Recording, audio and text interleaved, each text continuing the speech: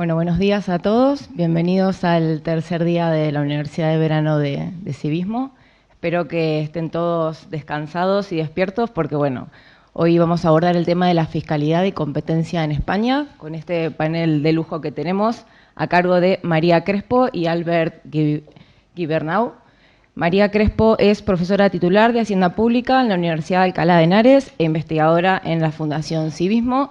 Y Albert Gibernau es investigador de la cátedra Jean Monnet en Investigación Fiscal Europea de la Universidad Abad Oliba CEU y secretario general del Club Tocqueville. Tenemos 40 minutos y luego 20 minutos para preguntas. Muchas gracias.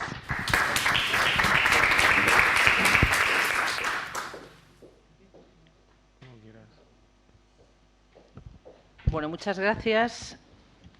No sé si ha apagado o encendido. Encendido, bien. Muchas gracias a la Fundación Civismo y enhorabuena a los asistentes por dedicar una semana del mes de junio a aprender o a discutir cuestiones actuales de fiscalidad y de política económica y de sociedad actual. Esta mañana vamos a hablar de fiscalidad, que es algo que a lo mejor echa para atrás, porque a nadie nos gusta pagar impuestos. No lo digo porque estemos en un entorno de liberalismo, sino porque realmente hasta el más intervencionista no le gusta pagar impuestos. Lo que pasa es que los impuestos son un mal menor. En este entorno, a mí me gusta siempre ir a los orígenes. Es decir, ¿por qué existen los impuestos? ¿Para qué se utilizan los impuestos? Y verdaderamente es un mal menor y es posible aminorar la carga impositiva. Bueno, pues sobre esto vamos a hablar fundamentalmente desde el ámbito autonómico, porque está en el candelero el que las autonomías tienen una competencia normativa que se les confirió en el año 96 y más en el año 2010 y ahora está en entredicho. Cuando uno habla de armonización fiscal, échese usted a temblar, porque armonización fiscal lo que quiere decir es le van a subir los impuestos, con lo cual lo que vamos a debatir es si verdaderamente es necesario subir o no los impuestos. Como decía, vamos a los orígenes. A los orígenes es que ¿para qué sirven los impuestos? La ley general tributaria establece, no quiero ser excesivamente técnica y mucho menos aburrir con referencias legislativas, pero para apoyar determinadas afirmaciones es necesario ir a la fuente, y la fuente es la fuente normativa, ¿no? La Ley General Tributaria establece que los tributos tienen una doble finalidad, la recaudatoria, que es la que padecemos todos, y la segunda, que muchas veces se olvida, es la ejecución de la política económica. En un entorno internacionalizado de cesión de competencias, donde hemos cedido la competencia a las entidades supranacionales, como es la competencia monetaria, a los Estados solo les queda la competencia fiscal, porque la política de rentas, bueno, pues a veces se utiliza más como una herramienta política que de otro tipo. Pero si solo nos queda en los ámbitos nacionales la competencia fiscal, la ejecución de la política económica se lleva a través de los impuestos. Es decir, si estamos ante un Estado intervencionista, el Estado intervencionista nos freirá impuestos. Si estamos en un Estado liberal, pues tratará de aminorar la carga fiscal y así podríamos poner infinidad de ejemplos. En el caso español, además, estamos en un Estado descentralizado, con lo cual esa competencia normativa puede tener distintos matices. Es decir, podemos tener un Estado central muy intervencionista, como parece que estamos teniendo, y unas comunidades autónomas de distinto cariz, comunidades autónomas donde precisamente por eso se ha transferido la competencia normativa a las comunidades autónomas para que, como vulgarmente se dice, cada palo aguante su vela y cada uno se retrate. Es decir, cuando en el año 96 y en el año 2010 posteriormente se cedió las competencias normativas, previamente se habían cedido las competencias de gasto, es decir, las competencias de gasto de educación, servicios sociales, e incluso algunas comunidades autónomas admitieron la competencia de justicia.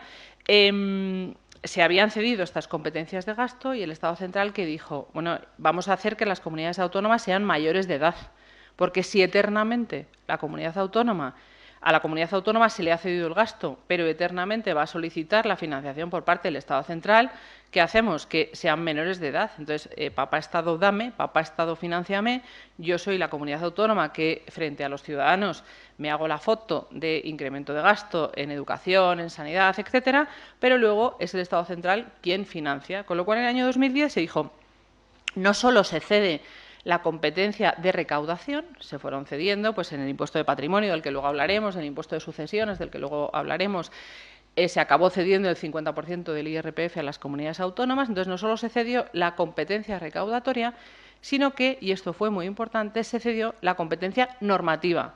Y fue el momento en el que se trató de hacer mayores de edad a las comunidades autónomas, de tal forma que se cedió el gasto, pero también se cedió la posibilidad de que la comunidad autónoma hiciera lo que le pareciera, en un alarde de tratar de ser corresponsables. Es decir, que cada comunidad autónoma, cada región, fuera responsable de la gestión del gasto y de la captación de los ingresos. Bien, pues esto en este momento está en entredicho. ¿Por qué en este momento está en entredicho? Pues porque se planteó, ya digo que esto, o sea, es indiscutible, porque esto es historia de la hacienda pública. Como historia de la hacienda pública es que la hacienda pública española siempre se ha planteado que los enormes déficits en los que incurrimos desde la Guerra de la Independencia siempre se han tratado de paliar con un incremento de gasto en lugar de con una reducción de un incremento de ingresos en lugar de una reducción de gasto. O sea, el presupuesto estatal, el presupuesto autonómico, el presupuesto local, los presupuestos públicos no son distintos de los presupuestos de cada una de nuestras casas. Entonces, cuando a uno se le reducen los ingresos, lo que hace es tratar de prescindir del gasto superfluo. Y esto, lamentablemente, en España nunca se ha dado. O sea, nunca se plantea, porque tenemos la cultura de no análisis de los resultados. Es decir, es necesario, en los presupuestos anuales, sería muy bueno que se analizara los resultados de la gestión del gasto y si efectivamente ese gasto es necesario, es superfluo. Evidentemente, en un momento como el actual, el gasto sanitario es incuestionable, ¿no? Vivimos una pandemia, hay que disparar el gasto y estamos en un momento expansivo del gasto, pero hay otra serie de gastos que son superfluos. Por ejemplo, y lanzo esto de cara al debate, en un momento como el actual, donde indudablemente el gasto sanitario es necesario, no es que sean necesarias llevar a cabo políticas keynesianas, pero sí que es necesario un gasto coyuntural en políticas de servicios sociales o sanitarias. Pero planteo de cara al debate, ¿es el momento de tener 23 ministerios? ¿Es el momento de tener tantas comunidades autónomas abiertas? ¿Es el momento de tener, por ejemplo, un ministerio de universidades? Lo digo porque el entorno es universitario, cuando todas las universidades son competencia de las comunidades autónomas, excepto la UNED. Es el momento de tener, indudablemente no voy a ser yo el adalid en contra de la igualdad en el sentido de mérito y capacidad, no por una cuestión de sexo, pero es el momento de cargar las tintas en políticas de igualdad. Indudablemente es algo necesario que todos seamos iguales ante la ley, pero es el momento de tener un ministerio que bueno, pues es intrascendente y así podríamos seguir con cada uno de los 23 ministerios. Entonces, es necesario analizar las vertientes, el presupuesto desde la doble vertiente. Desde la vertiente del ingreso, indudablemente, como decía, los impuestos son un mal menor, necesario para la financiación, pero es necesario analizar si esos gastos que se están produciendo son gastos coyunturales y exponenciales o son prescindibles. Bueno, también, y esto hablaremos después, cuando en la segunda intervención, ahora le voy a dar la palabra a Albert para que tengamos un diálogo un poco más ameno, vivimos en un momento de revisionismo. O sea, con esta intención de la supuesta armonización entre las comunidades autónomas, y con esto termino esta primera parte de la intervención, se plantea, y lo dejo abierto también de cara al debate, que ciertas comunidades autónomas están ejerciendo, esta palabra que es muy mediática, pero es absolutamente absurda aplicarla a la situación actual, un dumping fiscal. El dumping fiscal es una competencia fiscal perjudicial. Es decir, la competencia es buena, desde mi punto de vista es absolutamente buena. ¿Por qué? Porque a todos nos pasa, ¿no? Cuando tú tienes a alguien con quien compararte, tratas de mejorar. Si yo siempre les digo a los alumnos universitarios, a que si a vosotros os dieran la posibilidad de matricularos de régimen fiscal de la empresa en cualquiera de las universidades de Madrid, os matricularíais con el mejor profesor. Entonces, yo como profesora tendría un medidor de competencia. De la misma forma que si me tienen que operar de corazón, me iría al mejor médico de la Comunidad de Madrid y tengo posibilidad de elegir médico. Entonces, ¿por qué no tengo posibilidad de elegir profesor y me tengo que aguantar con el profesor que tengo porque me he matriculado en una determinada universidad? Entonces, bueno, pues la competencia, esto es un ejemplo de por qué la competencia es buena. O sea, el medirte con otro y medirte con los mejores siempre es un síntoma de excelencia. Entonces, si las comunidades autónomas partimos de una situación en la que tienen competencia normativa, tienen competencia en materia de gasto y tienen posibilidad de hacer lo que les parezca porque la Constitución les ha transferido la competencia legislativa derivada y la LOFCA les ha conferido la competencia en los impuestos que están cedidos a la comunidad autónoma, son absolutamente libres de manejar su presupuesto como les parezca. Entonces, ¿por qué el Estado central en el momento actual tiene que interferir en esa corresponsabilidad fiscal que les transfirió tanto la Constitución como la LOFCA, bajo el argumento de un supuesto dumping fiscal? Ese dumping fiscal, que es una competencia, como digo, competencia fiscal perjudicial, hay que distinguir claramente lo que es la competencia lícita de la competencia fiscal perjudicial. Y la OCDE define claramente lo que es competencia fiscal perjudicial. O sea, cuando se habla en España de las SICAPs, de los paraísos fiscales, que también esto puede ser una cuestión para el debate. ¿Por qué existen esos nichos oscuros de paraísos fiscales o de dumping fiscal? Primero, porque ya digo que la OCDE lo define claramente. Para que haya competencia fiscal perjudicial es necesario una serie de variables, y es que haya una situación de baja o nula tributación, que la norma no sea publicitada, es decir, que yo no sepa, que no sea público saber cómo puedo tributar en Luxemburgo, en Suiza o en Bahamas. Entonces, será paraíso fiscal en la medida en que esa norma no sea pública. En la medida en que esa norma es pública, y en el caso de las comunidades autónomas, todas las comunidades autónomas tienen publicitada su ley, su reglamento en materia de todos los impuestos que tienen cedidos. Y, en tercer lugar, que se dé un tratamiento, para que sea competencia fiscal perjudicial, es necesario que se dé un tratamiento distinto a residentes de no residentes. Es decir, los residentes en el caso de las comunidades autónomas, de las que están fuera. Ninguna de esas tres, salvo la baja tributación, se da en los territorios de las comunidades autónomas. Por lo tanto, no podemos hablar de dumping fiscal. De lo que podemos hablar es de libertad de la comunidad autónoma, porque se lo ha conferido una ley orgánica, no se lo ha concedido Perico, el de los palotes, se lo ha conferido una ley orgánica avalada por la Constitución para que haga lo que le parezca con su presupuesto. Entonces, de lo que estamos hablando es de libertad. Si el Estado central ahora quiere interferir en esa libertad, quizás, y con esto termino, tendremos que abrir otro melón, que es que todas las comunidades autónomas tendrán que entrar en ese saco de revisionismo, entre comillas, incluido los territorios donde tienen fiscalidades específicas de concierto y convenio, y estoy hablando del caso del cupo vasco, o territorios que por razón geográfica, como puede ser Canarias, Ceuta y Melilla, también tienen conferidas ciertas particularidades a los tributos que tienen cedidos. Con lo cual, bueno, con esto solo he querido abrir una serie de temas sobre paraísos fiscales, sobre competencia, sobre injerencia estatal respecto a las comunidades autónomas, para que después podamos hablar en el debate. Espero no haberme pasado del tiempo, Albert, cuando quieras. Muchas gracias, María. Lo hemos visto estos días, hay una gran relación entre la historia del pensamiento político y la historia del pensamiento económico. Tenemos los ejemplos de Hayek, de Karl Marx, de Stuart Mill, de von Mises. Y si a día de hoy, que lo hemos visto también estos días, la democracia liberal está en peligro, la economía liberal también lo está, ¿no? Y si la democracia liberal ha supuesto un mayor periodo de paz y de prosperidad para muchos países y para muchas personas de forma individual, la economía liberal también también ha sido así, ¿no? La política económica, lo comentaba un poco María, tiene básicamente dos manos con las que puede actuar, además de la regulatoria o de establecer el marco legal, pero básicamente es la política fiscal y la política monetaria. La política monetaria, subir o bajar la oferta monetaria, la cantidad de dinero que hay en circulación, y subir o bajar el tipo de interés, que es el precio del dinero, ¿no? Y por la parte de política fiscal, fundamentalmente puede elegir entre subir o bajar los impuestos, subir o bajar el gasto público. En el caso concreto de la economía española, pues nos encontramos que la política monetaria está cedida al Banco Central Europeo. Y como comentaba también María, la política económica no se hace solo desde el Gobierno central, sino que se hace desde todas las administraciones. Las haciendas locales también hacen a su medida política económica, también pueden dar ayudas, también tienen una serie de tributos, ¿no? Estos días hemos estado hablando bastante de democracia liberal, populismo, libertad, prosperidad, y muy acertadamente hoy nos toca hablar de España, de políticas públicas y de estado del bienestar. Y aquí aterrizaremos pues, a cosas un poco más concretas. A mi juicio, se están impulsando una serie de medidas, una serie de políticas públicas que llevan a que la economía liberal esté en peligro.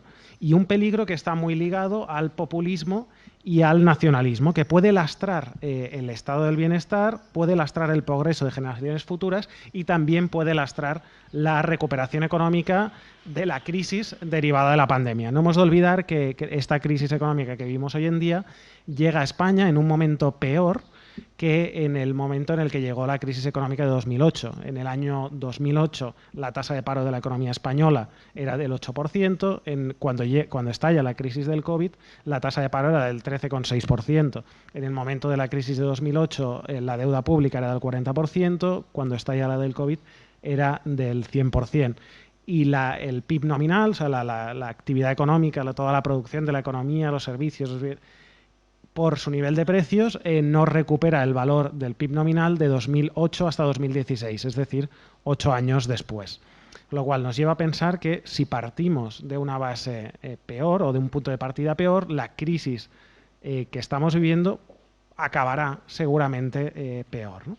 Pero bien, expongo aquí algunos motivos por los que creo que la economía liberal está en peligro en nuestro país, ¿no? El primer motivo es porque existen muchos incentivos para no trabajar. Los subsidios de desempleo, proporcionalmente a la renta, son de los más altos de Europa. Y quizá explica esto en parte que haya un desempleo estructural tan elevado en nuestro país, ¿no? Además, también existen incentivos perversos para que se establezcan modos de vida donde se alternen periodos de trabajo con periodos de subsidio, ¿no? De alguna manera hay incentivos o hay un alto componente para que las personas tengan la opción de decidir entre cuándo les conviene trabajar y cuándo no, ¿no?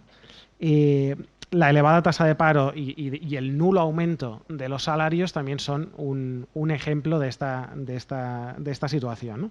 Sin olvidar que las elevadas tasas de paro tienen un impacto muy negativo en la economía por diversas razones, ¿no? Primero porque mantiene salarios bajos, las empresas no tienen incentivos para subir salarios, mantiene una productividad baja por la elevada rotación también del mercado laboral. También la recaudación impositiva baja, a menor o a mayor desempleo, menor recaudación por IVA, menor recaudación por IRPF y menor recaudación por impuesto de sociedades, y por la parte de los gastos aumentan mucho. O sea, es decir, dejamos de ingresar y gastamos más como Estado. ¿Qué se genera? Se está generando un déficit de forma automática que lo que hace al final es lastrar las finanzas públicas, ¿no? Este contexto de aumento de déficit, elevado desempleo, es un caldo de cultivo especial para el populismo y el nacionalismo, ¿no? El populismo que puede culpar al sistema, aunque sea el propio sistema el que puede mantener un determinado modus vivendi, y para el nacionalismo que va a culpar al Estado en unos casos y va a culpar a Europa en otros, ¿no? Sobre todo si todo lo que implican los fondos Next Generation no acaban de alguna manera llegando a satisfacer las expectativas que se están poniendo en estos fondos, ¿no?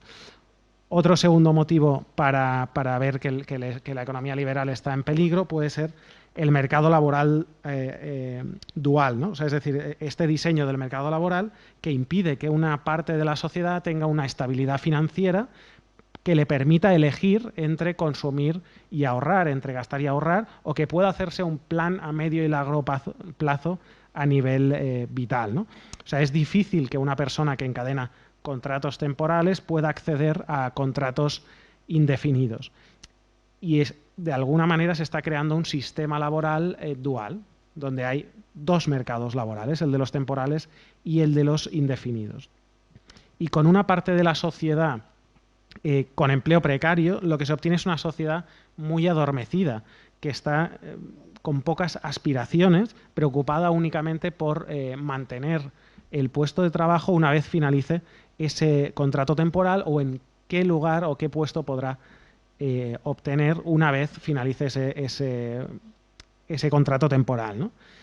Y no es baladí que desde hace un tiempo haya jornadas de la Liga de Fútbol Profesional prácticamente todos los días de la semana. O sea, al final es un caldo de cultivo que impide, como decía Toque Vital, que muchas personas se impliquen en la sociedad civil, se impliquen en la democracia, piensen más allá de unos titulares de prensa y puedan cuestionarse si el modelo de sociedad y de economía que se está planteando desde el gobierno es el que realmente les está ayudando o no. Bien, un tercer punto por el que creo que está en juego son los sindicatos que protegen a los que ya tienen trabajo y generalmente es para cobrar más y trabajar menos. Yo estoy en el Ayuntamiento de Barcelona, de asesor económico de un grupo político, y periódicamente nos encontramos huelgas del servicio de transporte de la ciudad que básicamente te piden estas dos cosas. Te piden trabajar menos horas y cobrar más. Así, es así, no hay otro matiz, ¿no? Al final, cuando te ponen los elementos de negociación, los únicos que les llevan a tomar la decisión de aceptar o no un acuerdo es el nivel salarial o el trabajo, ¿no?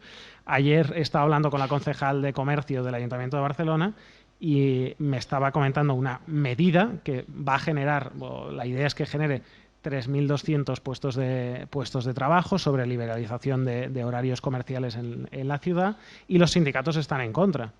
¿Qué exigen los sindicatos? Que las personas que ya están trabajando en los comercios puedan librar una serie de horas y puedan aumentar sus salarios, ¿no? Al final es lo único que les preocupa, y al final son los sindicatos ahora mismo los que están frenando la incorporación de estas 3.200 personas al mercado laboral en Barcelona, ¿no? Otro factor es el crecimiento del PIB per cápita, porque al final el PIB per cápita es la relación entre el nivel de renta de un país y la población, y hasta los años 80 este crecimiento del PIB per cápita se había producido sobre todo por aumento de la competitividad, mientras que a partir de los años 80 se produce este crecimiento del PIB per cápita básicamente porque sube o aumenta la población activa, es decir, porque hay más personas trabajando, no porque las que están trabajando sean más productivas, ¿no? Y esta es una de las medidas estrella del plan 2050 que presentó el Gobierno hace un par de semanas. Tampoco, otro elemento también para el debate y para poner en duda, ¿no? Que no hay una relación directa entre derechos económicos y obligaciones económicas de los ciudadanos. O sea, es decir, los trabajadores no saben qué es lo que están aportando a las arcas públicas y no se hacen responsables de ellos, ¿no? Sería necesario impulsar un sistema similar a la mochila austríaca o el sistema que tienen en México, donde hay una contabilidad al milímetro de cuánto está aportando cada trabajador, y cuando accede a una prestación por desempleo ve cómo esa cuenta que tiene este trabajador con el sector público va disminuyendo. Y la actualización es prácticamente diaria, ¿no? Con lo cual esto sí que facilita que haya una responsabilidad de los trabajadores o de los ciudadanos con la administración, ¿no? El subsidio por desempleo se oye mucho que es un derecho, pero no es un derecho. Es una medida de contingencia para encontrar empleo, y se debería luchar contra comportamientos oportunistas que pueden convertir la alternancia entre periodos de trabajo y periodos de desempleo en un modus vivendi. Se ha hablado de muchas opciones, si deberían hacer una serie de trabajos sociales o de aportar algo al Estado una vez le está pagando un salario para buscar empleo, y lo que sería lo que es más grave es que a veces puede ser que le estés pagando un salario por buscar empleo a una persona que no quiere buscar empleo o que ya ha hecho un plan para no buscar empleo. Otro elemento, y ya voy acabando, es la excesiva burocracia, que al final lastra la capacidad de iniciativa de los agentes económicos. No es normal que si eres autónomo, con carrera universitaria, con estudios, con formación, necesites a un gestor para poder satisfacer tus obligaciones tributarias, ¿no? Y al igual sucede con inversiones que llevan estancadas en ciudades y en el país durante muchísimo tiempo por problemas burocráticos. En Barcelona hace unos días tenemos el caso de un hospital en plena pandemia, el Hospital Evangélico, que tenía que haberse trasladado a una nueva sede desde hace más de un año, y no se trasladó, primero porque los primeros 6 meses estuvo el edificio ocupado y hasta que desalojaron a estos ocupas pasó mucho tiempo, y una vez habían desalojado a los ocupas subieron y se dieron cuenta que en la parte superior del edificio había un nido de, no sé si era, no recuerdo qué pájaro era una ave migratoria que si tú le sacas el nido no puede volver al nido. Entonces estuvo parado cerca de un año porque estas aves tenían que ir a su destino, al norte de África, y volver después. No podían volver y no encontrarse el nido, ¿no? Pues con este año y medio el hospital aún no ha entrado en funcionamiento, ¿no?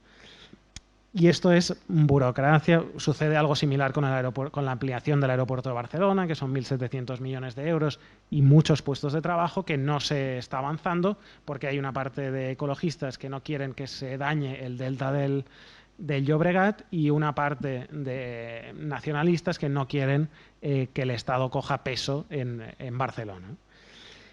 Y después, y acabo con esto, no está claro, que también es otro de los elementos por los que creo que está en juego en la economía liberal, no está claro para qué se endeuda el gobierno.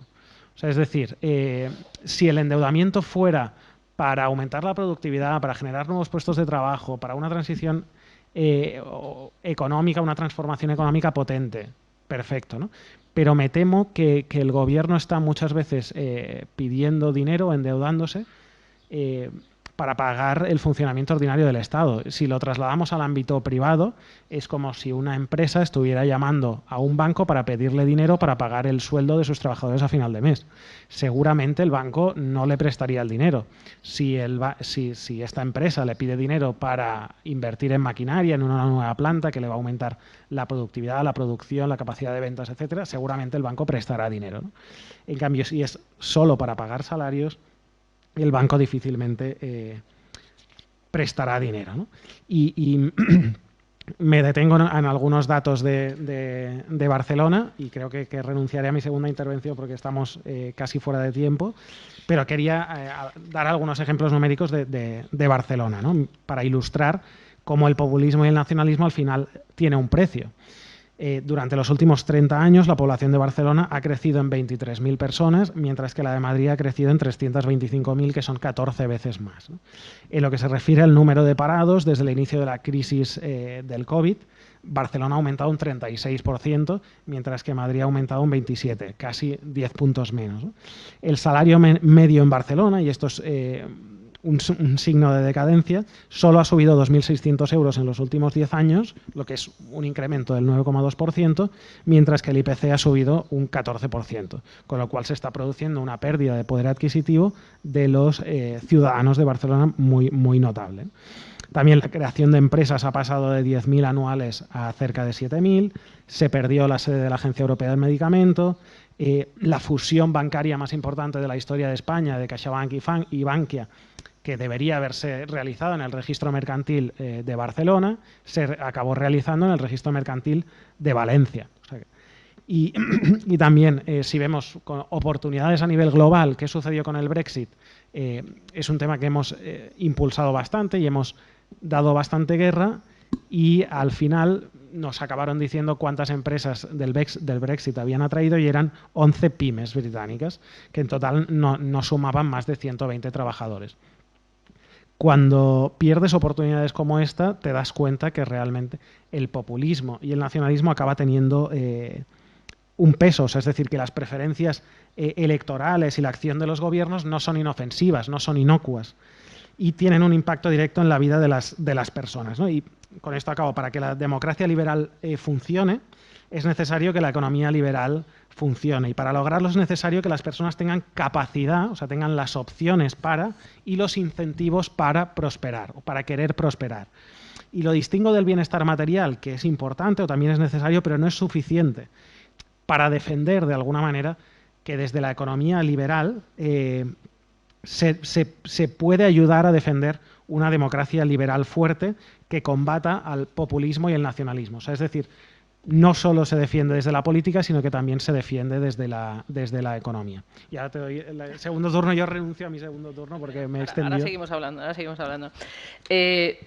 Por seguir la línea argumental que decía Albert, es cierto que los estados, no solo Cataluña, claro, Albert habla de Cataluña porque es lo que le toca de lleno en el día a día, pero asistimos a un momento muy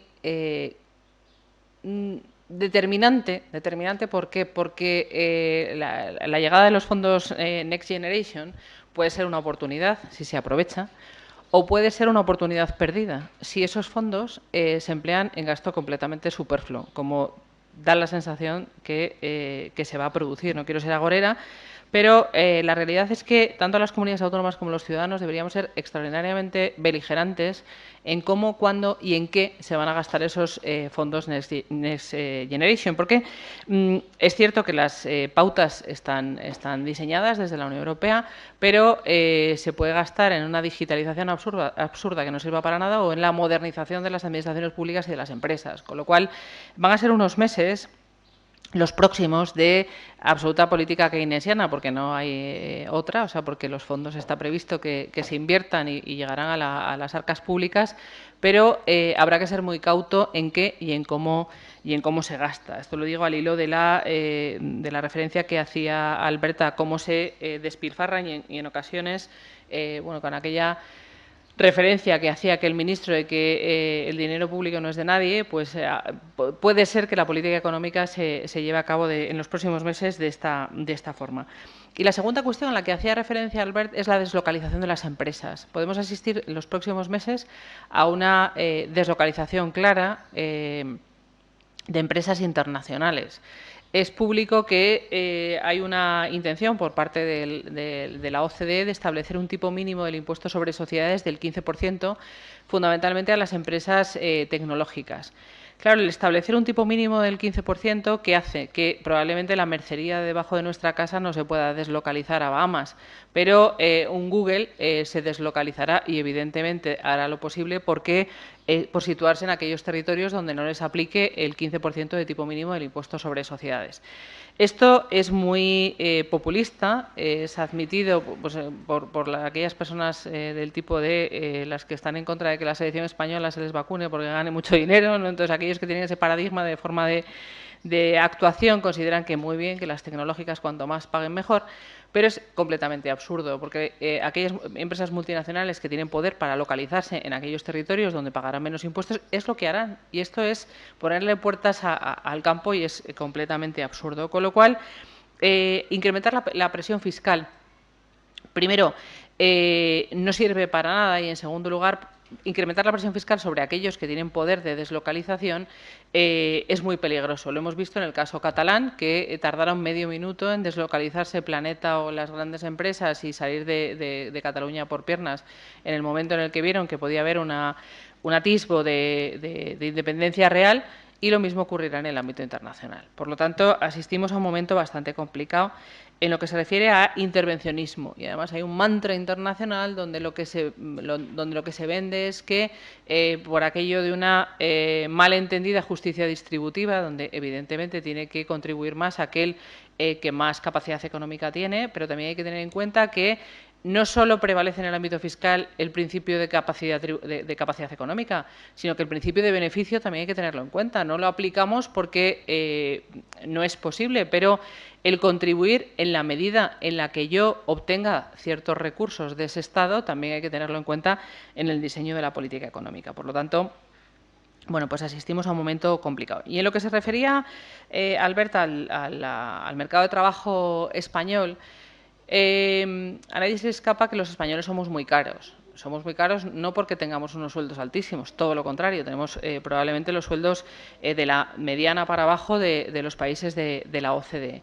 ¿Por qué somos tan extraordinariamente caros? Pues por lo que se llama la cuña fiscal. La diferencia entre lo que me entra en mi banco y lo que yo le cuesto al empresario es un gap lo suficientemente amplio como para considerar que los salarios que se pagan en España están muy lejos del valor de la productividad marginal del trabajo. O sea, esto es una máxima de la más elemental, del conocimiento más elemental de política económica. A mí me deben retribuir, y en competencia perfecta es como se debe retribuir, en función del valor de la productividad marginal. Indudablemente, la acción de los sindicatos y la acción de la legislación laboral hace imposible que a cada uno nos retribuyan en función de lo que yo aporte a mi empresa, en función de lo que yo aporte al sector en el que estoy trabajando. Pero, teóricamente, a cada uno nos deberían retribuir en función del valor de nuestra productividad marginal, de tal forma que al tipo que es excelente le pagues un salario altísimo y al que es una persona un poco más torpe le pagues un salario más bajo. Esto es una quimera y realmente es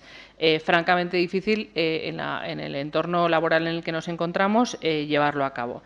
Pero al margen de esto, que es hablar del mundo de las ideas, lo cierto es que en España el trabajador es el trabajador dependiente, me refiero al que está en el régimen general de seguridad social es extraordinariamente caro, porque al salario bruto que cada uno cobramos hay que añadirle las cotizaciones a cargo del trabajador y las cotizaciones a cargo de la empresa, que es el 30% del salario. Entonces, cuando tú coges una nómina, cuando tienes que pagar una nómina de una empresa, dices, bueno, este pobre cobra 1.200 euros, pero ¿cuánto me está costando? 1.600, con lo cual, bueno, pues 1.600, 1.800 euros es un sueldo que si a él le llegara a su bolsillo, probablemente, bueno, pues su capacidad económica sería completamente distinta.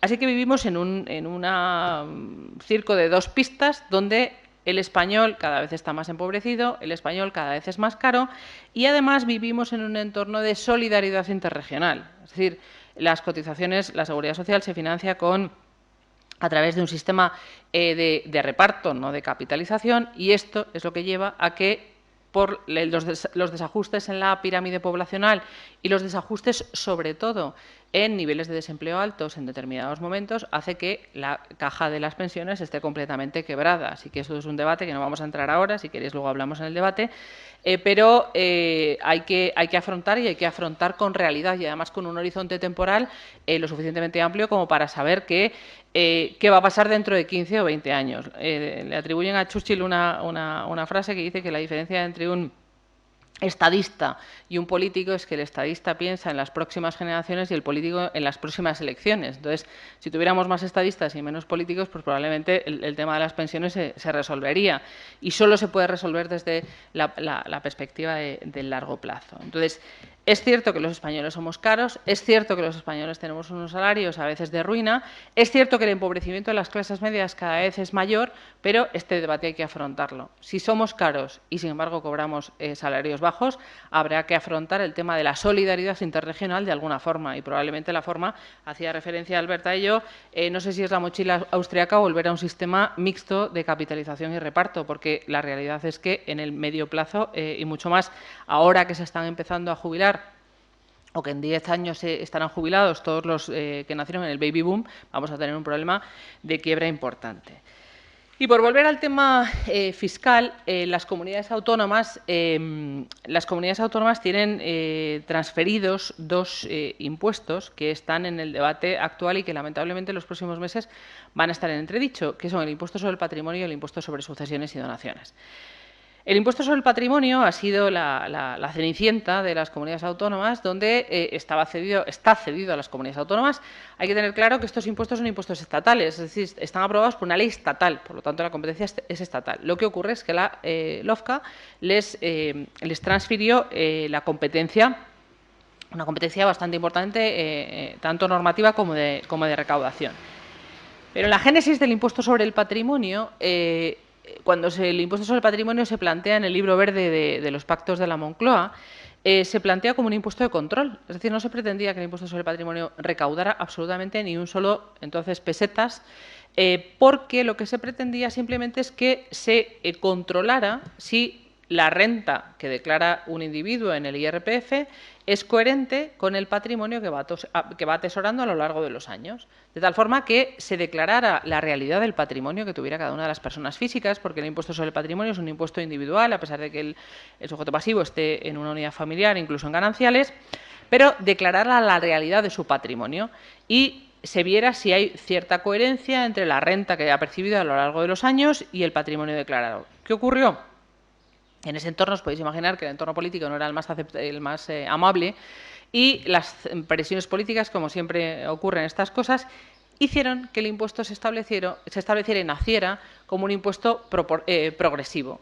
No solo que no fuera tipo cero, que era el diseño inicial, sino que fuera un impuesto progresivo, con lo cual se cargaron la génesis y se cargaron la filosofía del propio impuesto. Si tú quieres establecer un impuesto de control simplemente por controlar cuál es el origen de esas rentas y evitar bolsas de fraude, qué mejor forma que establecer un impuesto a tipo cero.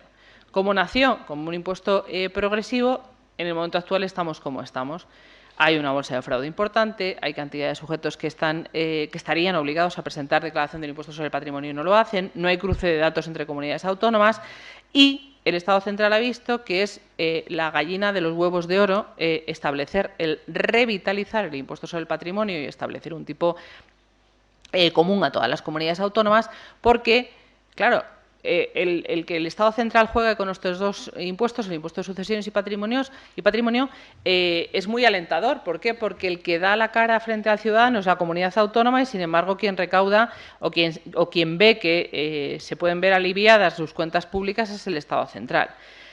Así que el impuesto sobre el patrimonio está en entredicho. Cuando en el año 2008, creo, las comunidades autónomas ciertas comunidades autónomas, como es el caso de Madrid, decidieron establecer una bonificación del 100%, lo único que hacían era hacer uso de sus competencias normativas. Es decir, se le había conferido esa competencia normativa, la Comunidad de Madrid dijo: liberemos a mis ciudadanos del impuesto sobre el patrimonio, que, insisto, es la génesis del propio impuesto. No hicieron nada distinto a lo que estaba previsto en el año 77, cuando se planteó o cuando se modernizó el sistema fiscal español. Ahora el Estado central ha decidido que a lo mejor las comunidades autónomas no deben ser tan libres como deberían ser, porque considera, y esto lo considera más en sucesiones que en patrimonio, que se produce lo que técnicamente llamamos la votación por pies. La votación por pies, ¿qué es? Que los ciudadanos se trasladan de una comunidad autónoma a otra por motivos fiscales. Hay un estudio de Funcas y hay un estudio de la propia comisión de la propia Comisión de Reforma del Sistema Fiscal Español del año 2017, donde se analiza esta votación por pies.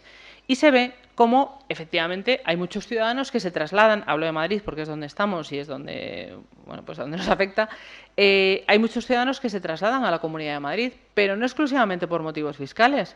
Se trasladan a la Comunidad de Madrid porque hay mayores oportunidades de empleo, porque hay colegios que son más aceptables a su forma de vida, porque hay otras oportunidades, porque no es lo mismo vivir en un pueblo de la Comunidad de Castilla-La Mancha que en Madrid, etcétera, etcétera, etcétera. Es decir, se produce votación por pies, pero no exclusivamente porque haya el argumento que tiene el Estado central del dumping fiscal. No es exclusivamente por motivos fiscales, sino que hay otra serie de motivos por los que es más atractivo Madrid, es más atractivo Barcelona, o es más atractiva otra ciudad distinta en la que viven los ciudadanos. Y con esto quiero terminar sobre... bueno, en el impuesto sobre el patrimonio quiero alertar, y esto también puede servir para el debate, está encima de la mesa, en cuanto a la reforma del impuesto sobre el patrimonio, una reforma encubierta. ¿Cuál es la reforma encubierta? Como sabéis, el impuesto sobre el patrimonio no solo sirve para recaudar, sino que sirve como referencia para otros impuestos. Es decir, cuando yo declaro, por ejemplo, en transmisiones patrimoniales, de acuerdo a los valores que me otorga el impuesto sobre el patrimonio, bueno, pues es un referente el impuesto sobre el patrimonio para saber cuál es la configuración de la base imponible. Está previsto que ciertos valores, en concreto los valores inmobiliarios, se eleven a través de, permitidme la expresión, un catastrazo. Es decir, que los ayuntamientos puedan elevar los valores catastrales por el artículo 33, y ahora explico el artículo 33 en qué consiste, de esos valores inmobiliarios.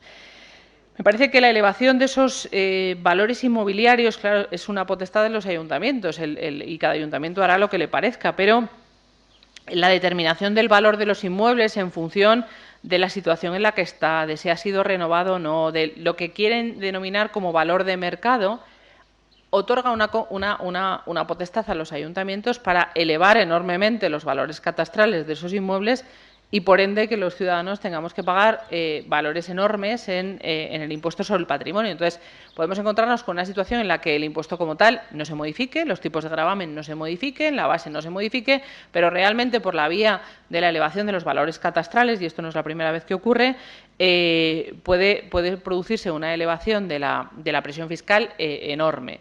Tened en cuenta que esto afectará no solo al impuesto sobre el patrimonio, sino al propio IBI. A mí pueden no modificarme los tipos de gravamen, pero si me elevan el valor catastral de la vivienda, indirectamente me están subiendo la cuota que tengo que pagar. Es el ayuntamiento el que lo está haciendo, pero el ciudadano quien percibe como enemigo de esa subida de impuestos a la comunidad autónoma, con lo cual es una medida absolutamente perversa. Y en el caso del impuesto de sucesiones, que también Madrid está en el punto de mira del Gobierno, porque bueno, pues estableció una bonificación, y esto no solo lo ha hecho Madrid. Madrid estableció una bonificación del 99% para determinadas transmisiones, igual que lo ha hecho Castilla-La Mancha, en lugar de en un 99, en un 95. Pongo Castilla-La Mancha porque es una comunidad cercana. Para transmisiones de lo que llamamos grupo 1 y grupo 2, es decir, parientes hasta de primer y segundo grupo, es decir, padres e hijos. El impuesto no está bonificado en el 100%, es decir, si tú percibes una herencia de un tío, que no es algo tan difícil, tributas el impuesto como en el resto de las comunidades autónomas. Lo que pasa es que ciertas comunidades autónomas consideraron que no es una cuestión de justicia distributiva, porque ni hay duplicidad de gravamen, porque son sujetos distintos y por lo tanto hay capacidad económica. Si yo heredo de mi padre, tenemos capacidades económicas distintas. Es verdad que, bueno, pues socialmente es muy admitido que las donaciones o las sucesiones o las herencias que percibas de tu padre es muy lógico y muy socialmente admitido que estén bonificadas en un 99 o un 95%, pero técnicamente no hay ni duplicidad de gravamen ni ninguna razón objetiva para que se produzca esa bonificación. Bien, estamos en una situación donde las comunidades autónomas, haciendo uso de su plena libertad, que vuelvo otra vez al argumento del principio, la competencia que les confería la LOFCA, hicieron uso de esa libertad, decidieron bonificar esas transmisiones. Ahora, el Estado central, ¿qué pretende hacer? Pretende establecer, y esto es algo que ya en la Comisión de Reforma del 17 ya se estableció, establecer un tipo de gravamen único en todo el Estado. ¿Qué está haciendo con esto? Bueno, aparte de crujirnos a los ciudadanos que percibamos herencias o que percibamos donaciones, por supuesto, lo que está haciendo es adelantar posibles donaciones, es decir, evidentemente tú no esperas a que la herencia se produzca en un momento u otro, pero sí que puedes adelantar y eludir el pago del impuesto a través de donaciones.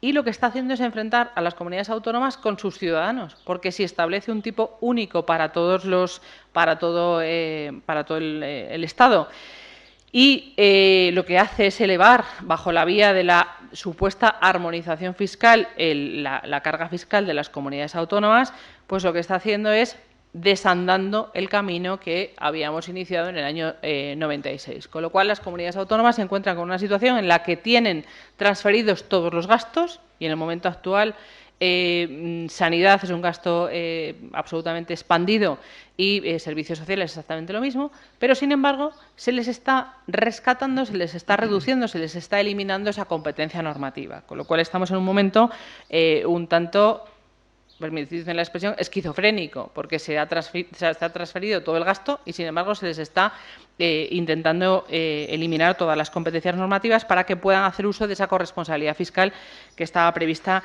en la LOFCA del 2010. Y quiero terminar con una cuestión en esta tormenta de ideas que hemos hecho sobre ingresos, gastos y tributos, que me parece de capital importancia. Todos debemos tener presente el artículo 31.1 de la Constitución, donde se consagran los principios tributarios básicos de capacidad económica, de justicia distributiva, de igualdad, etcétera. Pero ese artículo 31.1 acaba diciendo que el sistema fiscal en ningún caso debe tener carácter confiscatorio.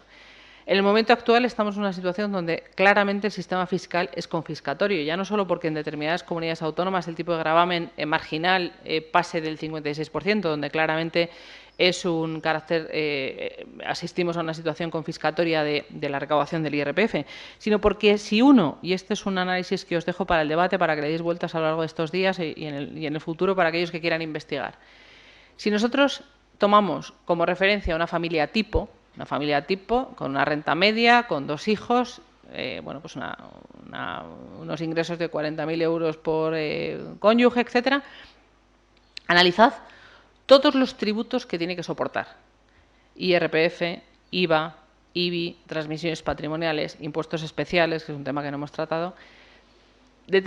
Tratad de determinar cuál es la cantidad de renta que tiene que destinar esa familia tipo a los tributos, ya no solo a los impuestos, porque lo que establece el 31.1 de la Constitución es que el sistema tributario no tenga carácter confiscatorio. Si yo tengo que destinar más del 30% de mi renta a todos esos tributos, al pago de todos esos tributos, incluidas tasas de basura, agua, alcantarillado, etcétera, evidentemente el sistema fiscal español es confiscatorio. Y esto lo establece la Constitución. Es decir, cualquiera de los que estamos aquí, podríamos interponer un recurso de inconstitucionalidad contra esa situación.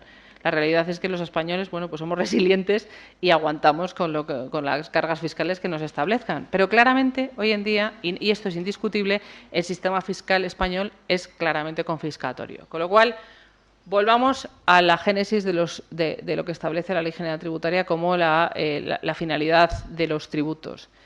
no solo tienen una finalidad recaudatoria, sino de ejecución de la política económica. Si tiene una finalidad recaudatoria, estamos en unos niveles de déficit y de deuda altísimos y además incrementalistas, porque estamos claramente en una situación de gasto público incrementalista, ¿no será más lógico plantearse cuáles son los niveles de gasto que puedan ser reducibles, cuáles son los niveles, el gasto superfluo e improductivo en el que estamos incurriendo a todos los niveles? Y con esto no digo que haya que volver a un centralismo, si podemos seguir en un Estado autonómico sin ningún problema, pero analizando en qué se gasta, cómo se gasta y para qué se gasta, que es lo que hacemos todos en nuestras casas. Bueno, creo que con esto tenemos tema para el debate, todo lo que queráis y más. Si salvo que tú quieras intervenir algo. Voy a añadir muy telegráficamente algunos titulares de algunos temas que has comentado. Respecto al impuesto de patrimonio, sí que es una anomalía a nivel europeo.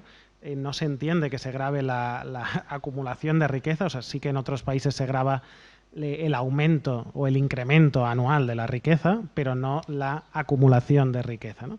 Con lo cual está ligado con lo que decía al inicio, ¿no? Que debe haber incentivos para la prosperidad de los ciudadanos y no desincentivos, ¿no? En lo que refiere a los salarios, son bajos y seguirán siendo bajos, con lo cual la recuperación económica por el incremento de la demanda interna o por la actuación de los agentes económicos internos no se va a producir, con lo cual, ¿qué se va a fiar otra vez a qué sucede a nivel internacional, a qué sucede con el turismo, etcétera? Has comentado muy rápidamente el caso de Cataluña, de la fuga de capitales. Yo quería comentar también la fuga de depósitos bancarios. O sea, en octubre del 17 hubo una fuga de depósitos bancarios por valor de 30.000 millones de euros, que, para que os hagáis una idea, es el equivalente a todo el presupuesto de la Generalitat de un año. O sea, uno de los principales o el primer mandamiento de la política económica o de los gobernantes actuando sobre la economía es establecer un marco estable en el que se desarrolle la actividad económica. En el caso de Cataluña esto está en entredicho también, este marco estable en el que se desarrolla la actividad económica, ¿no? Y también no lo voy a comentar, pero hay que distinguir entre presión fiscal y esfuerzo fiscal. España puede tener una presión fiscal similar a otros países europeos, pero con los niveles de renta de los españoles, el esfuerzo fiscal que tienen que hacer para satisfacer sus obligaciones tributarias es muy elevado. Y si esto lo sumas a salarios bajos, tienes una sociedad que económicamente está asfixiada o está incapacitada para poder salir adelante, ¿no? Has comentado también lo del Next Generation. Yo soy muy escéptico con el Next Generation. ¿Por qué? Por diversos motivos. Primero, porque el plan de España no son, a día de hoy, o sea, no ha presentado un plan por 140.000 millones que se habla en prensa muchas veces, sino el plan es de 70.000 millones. Solo nos llegará en breve el 10%, es decir, 7.000 millones. Una parte de este plan también viene de deuda mancomunada, de la cual también somos titulares, ¿no? Las inversiones deben estar ejecutadas y entregadas ya mes en mano antes de 2026. Y miras el histórico de ejecución de fondos europeos por parte del gobierno español y llega al 35-40%. No llega más, ¿no? Con lo cual, al final del proceso, lo que realmente habrá llegado de los fondos Next Generation hay un elevado riesgo de que sea muy poco, ¿no? Con el riesgo de, si sale bien, seguramente será un plan del gobierno, si sale mal, será culpa de Europa. Con lo cual, se puede incrementar el euroescepticismo, que ya incrementó notablemente en las últimas elecciones europeas, ¿no? Y otro ejemplo, y con esto acabo, creo que era ayer o antes de ayer, el gobierno sacó un globo sonda para volver a subir el salario mínimo interprofesional. Con la anterior subida del salario mínimo interprofesional, el Banco de España cifró la pérdida de puestos de trabajo en 170.000, que fueron 200.000 en el momento 1 en el que se introdujo esta modificación. Con lo cual, te encuentras que no se están tomando las decisiones adecuadas, que una vez más la salida de la crisis de la economía española va a ser con un desempleo altísimo, o sea, ya estamos en cifras muy elevadas respecto a nuestros vecinos europeos, y estas cifras de desempleo no recogen los ERTE, que paradójicamente en algunos sitios están aumentando desde que se reactivó la actividad económica normal, y después sin tener en cuenta aquellas empresas que no pueden efectuar expedientes de regulación de empleo o no pueden echar el cierre precisamente porque han recibido una serie de ayudas y tienen que transcurrir unos meses hasta poder hacer efectivos estos cierres, ¿no? O estos concursos de acreedores, ¿no? Con lo cual, las perspectivas yo creo que no son buenas. Hay pocos motivos para la esperanza, diría yo, a nivel económico. Europa va a apretar un poco, pero no muchísimo. Es decir, va a dejar cierto margen a los estados para hacer. Sí que va a haber una fiscalización de algunos países para que realmente el plan se cumpla. Pero cuando se vuelvan a activar las reglas fiscales, no haya tanta manga ancha con el déficit, pues será un momento duro, creo, para la economía española. Y es un panorama desolador quizá, pero creo que es realista, y lo otro sería dar falsas expectativas o una euforia que no se basa en la realidad, que al final acaba generando frustración y desafección política, desafección por las instituciones. Y ya está, eran estos. ¿Pero no crees que es el momento de denunciarlo? Efectivamente, lo más totalmente. parecido a los fondos Next Generation es el Plan E. Cuando ejecutamos el Plan E, permitidme la anécdota, yo era alcaldesa de un pueblo de 40 habitantes. Era diputada autonómica, por razones que no vienen al caso. Acabé siendo alcaldesa de un pueblo que casi no sabía ni dónde estaba y me tocó. Entonces tuve que estar 4 años de alcaldesa de este pueblo, donde había sido frente a la guerra civil. O sea, os podéis imaginar el follón del sitio donde era. Llegó el Plan E y nos obligaban, este pueblo, para que os hagáis idea, tenía un presupuesto anual de 18.000 euros, o sea, era una caja de zapatos. Y con el Plan E, pues no sé, no me acuerdo cuándo eran, pero nos tocaron como 6.000, o sea, era casi el 50% del presupuesto. El Plan E tenías que ejecutarlo, porque si no te penalizaban. Y hablé con el secretario del ayuntamiento y les dije, ¿qué podemos hacer? Dijo, bueno, ahí hay unas casas perdidas, las podemos hacer como casa rural. Entonces hicimos la pequeña inversión. Pero claro, la inversión solo era en infraestructuras. Para hacer una casa rural necesitas poner una cama, una cocina o tal, pero no había fondos para esto y el pueblo, claro, no tenía presupuesto para esto, entre otras cosas porque la mayor fuente de ingresos era la caza, que esto era otro tema que no viene al caso. Era completamente absurdo. O sea, tenías que gastarte unos fondos. Las casas rurales, las casas se quedó ahí, bueno, monísima de piedra y tal, pero como no tenía habituallamiento, no tenía ni cocina, ni cama, ni nada, no se pudo utilizar nunca de casa rural. Entonces, te obligan a gastar unos fondos que si no te penalizan, los gastas como buenamente puedas. Se suponía que era para generar empleo en ese tiempo, que es completamente absurdo, porque contratabas a un albañil durante 3 meses y luego ¿qué? El albañil se volvió otra vez a su casa. Entonces, con los Next Generation nos puede pasar algo parecido. Entonces, es verdad que el panorama no es muy alentador, pero es el momento de que la sociedad civil denuncie y exija que esos fondos se empleen en lo que se tiene que emplear. Y lo que es más importante, que se rindan cuentas de qué se ha hecho con esos fondos. O sea, que si yo con esos fondos he contratado a mi primo que lleva en paro y que es un inútil porque no le contrata a nadie, rinda cuentas. Yo como, ya no lo soy, pero como alcaldesa de un pueblo, ¿no? Entonces, es el momento de exigir por parte de la sociedad civil que esos fondos van a salir de nuestro bolsillo, porque la presión fiscal y la carga fiscal que vaya a subir, que se vaya a elevar como consecuencia de la devolución de la deuda en el año 2025, la vamos a padecer todos los que estamos aquí. El empobrecimiento de la sociedad va a ser brutal y es el momento de exigirle al Gobierno que efectivamente, o sea, que no se gaste en cualquier sitio, en cualquier cosa, o sea, que esos fondos hay que devolverlos, que parte serán subvenciones a fondo perdido, pero parte son préstamos. Por lo tanto, que haya transparencia, que haya publicidad, porque si no hay ni transparencia ni publicidad, digo el Gobierno central, pero los gobiernos autonómicos pueden hacer exactamente lo mismo, y que se rindan cuentas de qué se va a hacer en cada momento con esos fondos. ¿De acuerdo? Me está diciendo Yamila que nos callemos, así que me callo.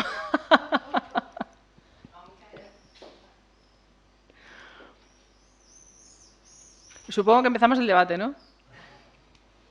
Pues no lo sé.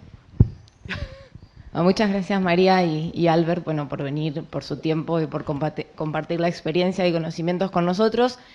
Es cierto que estamos un poco fuera de tiempo, pero bueno, vamos a dar lugar a solo a una pregunta, si les parece.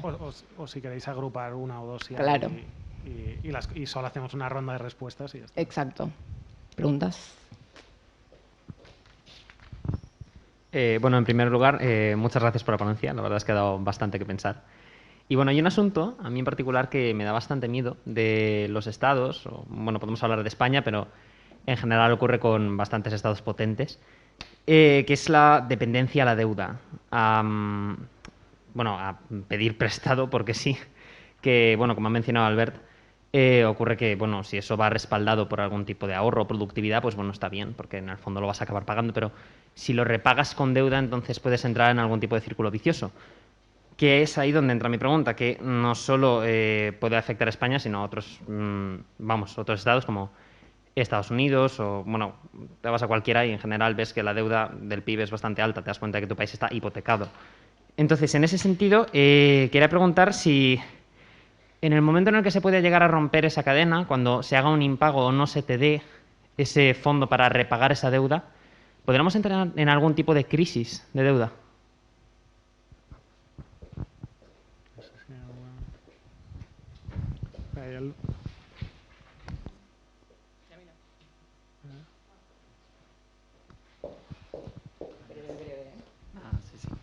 No, brevemente, quizá no está relacionado, yo creo que sí. ¿Podríais desmitificar un poco el New Deal? Porque todo el mundo habla del New Deal y como Keynes tenía razón y mira qué bien ha ido todo.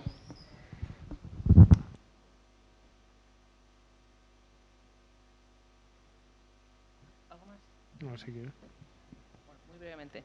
Efectivamente, la New Deal tuvo su momento. Las políticas keynesianas tuvieron su momento. Ya decía antes que el keynesianismo por parte del gasto, por la vía del gasto en sanidad, es que no queda otra. O sea, si la gente se está muriendo, lo que no puedes hacer es establecer una política contractiva.